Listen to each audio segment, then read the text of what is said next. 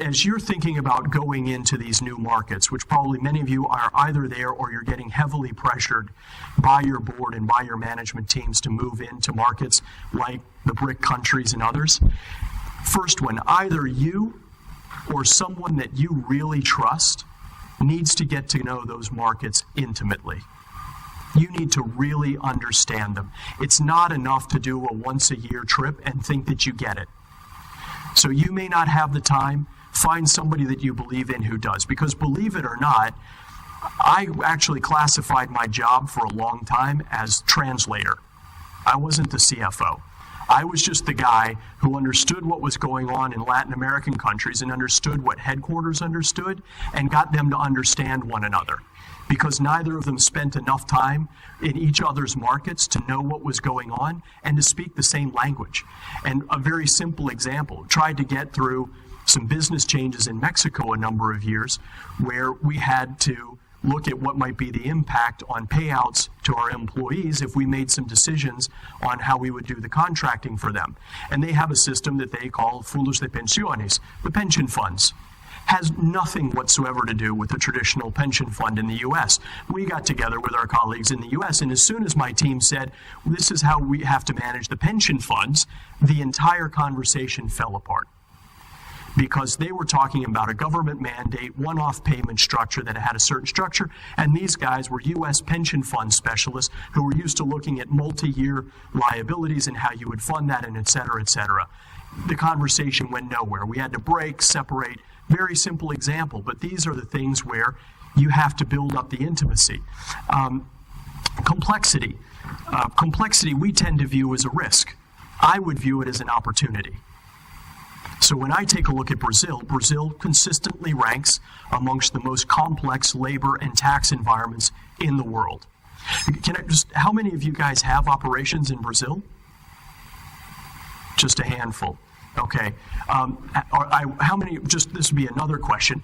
Of those of you, how many of them, of you guys, it's one of your top 3 to 4 tax liability countries globally? No. So the other guys who said it's not and you raised your hands, you don't have significant operations in Brazil. I can tell you that right now. Because anybody who does has a major tax liability problem in Brazil.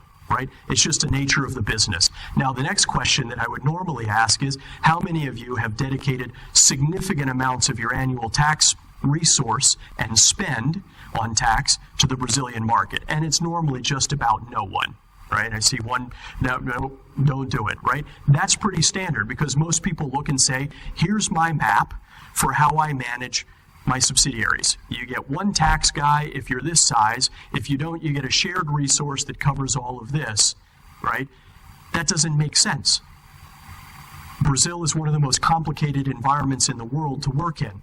You have to put serious tax resources into the Brazilian market. Why? It demands it. The same thing on the labor side. It demands it, right? And what we have seen is we have gotten tremendous advantage. So I put one guy in on the labor side in Brazil to help us with more experience and more knowledge. Within 3 months, he found changes that got me an annuity stream savings of more than $1 million a year. And he came to me with a pipeline of things that he wanted to look at that got me another $15 million a year in annuity stream savings because he knew his stuff. And he knew what he was doing.